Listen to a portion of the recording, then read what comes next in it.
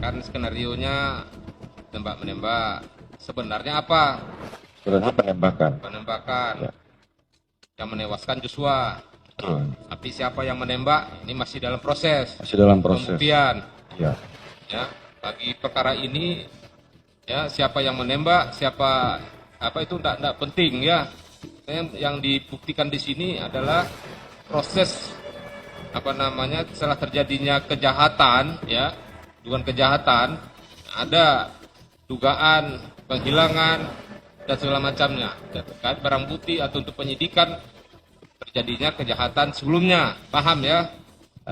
Pak Agus, sebelumnya kan dalam persidangan ini seperti Pak Agus tahu kita sebelumnya sudah memeriksa saksi Arif Rahman dan juga Irfan Widianto.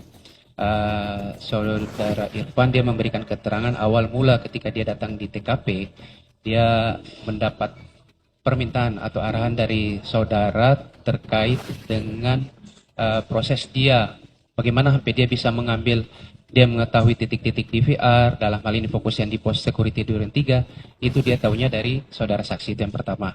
Terus yang kedua, menurut keterangan yang bersangkutan, bahwa saudaralah yang meminta Irfan Widianto untuk mengambil dan mengganti CCTV.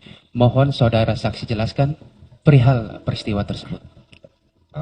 Baik Pak Jaksa, saya jelaskan. Jadi yang pertama saya tegaskan, saya tidak memerintahkan untuk mengganti DVR. Posisi saya saat itu adalah saya menerima perintah dan meneruskan. Perintahnya jelas dari atas itu ada cek dan amankan dan melakukan screening. Kemudian saya cerita di tanggal 9 berarti Pak ya. Tanggal 9 itu setelah ada komunikasi dengan Ari Cahya, setelah Pak Hendra menyampaikan perintahnya, saya cuma berbicara dengan Ari Cahya seperti ini. Cai, perintahnya sudah jelas belum? Cai bilang waktu itu, siap sudah bang, nanti ada anggotanya dia koordinasi dengan saya. Udah sampai di situ. Sorenya, kira-kira jam 2 atau jam 3 itu, Irfan yang telepon ke saya. Telepon, ketika kita kumpul di carport itu, telepon. Dia mengenalkan dirinya, izin bang, saya Irfan, anak buahnya Ari Cahya. Kemudian dia melaporkan di seputaran TKP itu ada 20 CCTV. Oke Van, nanti kamu ketemu saya di Gapura lapangan basket. Saya bilang gitu kan. Sebelum saya menemui Irfan, saya lapor dulu ke Pak Hendra. Izin bang, anak buahnya Irfan sudah menghubungi kami dan melaporkan ada 20 CCTV. Ya kan, menunjuk. Beliau bilang, kok banyak sekali, yang penting-penting saja, jangan lupa koordinasikan dengan penyidik. Itu perintahnya Pak Hendra. Makanya waktu itu saya langsung ketemu sama Irfan di Gapura lapangan basket itu, saya sampaikan ke Irfan. Saya tidak banyak ngomong sama Irfan. Van, perintahnya sudah jelas ya, siap sudah komandan. Udah kamu cek dan amankan, koordinasikan sama penyidik. Baru saya tunjukkan 2 CCTV yang di Gapura sama yang di rumahnya Kasat Reskrim. Saat itu saya belum tahu itu rumahnya Kasat Reskrim.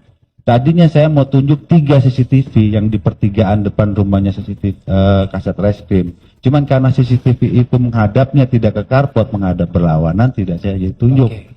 Gitu. Saya jelaskan kepada saudara, di mana tidak nyambungnya cerita saudara. Saudara kan tadi mengatakan, saya menembak ke langit-langit, ke dinding, itu dengan menggunakan senjata Joshua yang ada di pinggangnya. Iya. Betul kan? Sementara di awal kemarin sudah diceritakan bahwa oleh Richard, Ricky maupun Kuat Ma'ruf bahwa senjata senjata Joshua itu sudah diamankan, baik yang Steyr maupun yang HS. Tapi saudara mengatakan tadi, oh saya nembak pakai senjatanya itu kok. Kan lucu kalau senjata sudah disita, ya kan? Kemarin Richard juga menerangkan bahwa senjatanya masih tersimpan di dalam mobil. Tiba-tiba saudara menerangkan pada saat penembakan saudara Joshua membawa senjata. Ricky Rizal, salah satu terdakwa yang paling lama menjadi ajudan Sambo pun membantah kesaksian Sambo ketika terjadi penembakan. Satu lagi yang mulia, untuk posisi pada saat terjadi penembakan di rumah Duren 3, saya ingat saya tidak sejajar atau yang disampaikan oleh Pak Ferdi Sambo, karena saya ingat saya ada di belakang. Saya ingat saya juga saudara Kuatma'ruf juga tidak sejajar, tapi ada di belakang yang mulia. Terima kasih. Ketidaksesuaian keterangan Ferdi Sambo dengan saksi-saksi lain membuat hakim mengingatkan terdakwa Sambo bahwa majelis hakim tidak membutuhkan pengakuan Sambo. Saudara mengatakan bahwa akan dilakukan nanti malam bertemu dengan Yosua setelah pulang dari bulu tangkis. Saudara mengatakan tiba-tiba ke Duren 3, mampir melewat Yosua, kemudian saudara tambah amarah. Itu satu yang nggak mungkin gitu loh. Kemarin dari Prayogi, Adnan Romer dan Patwal itu tidak mengatakan bahwa kejadiannya seperti itu.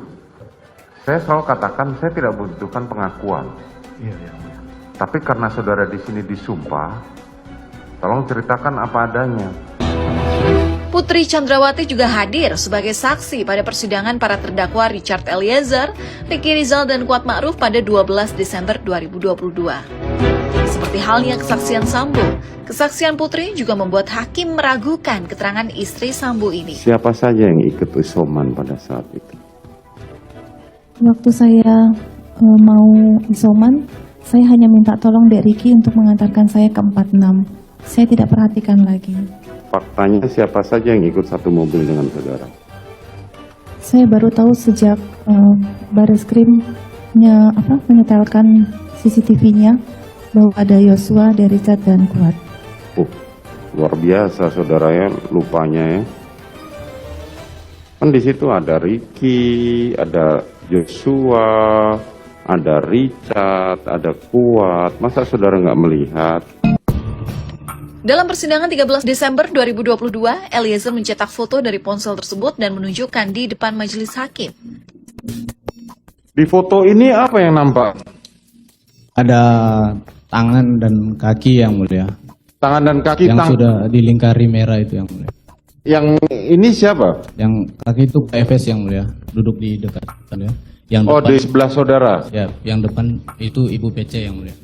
Tetapi foto ini menunjukkan bahwa saudara saat dijanjikan uang 1 miliar dan handphone. Iya, itu ada handphonenya yang mulia. Ini kotak handphone yang di... Siap, sama ada kartu juga yang mulia. Itu disuruh ganti kartu pada saat itu.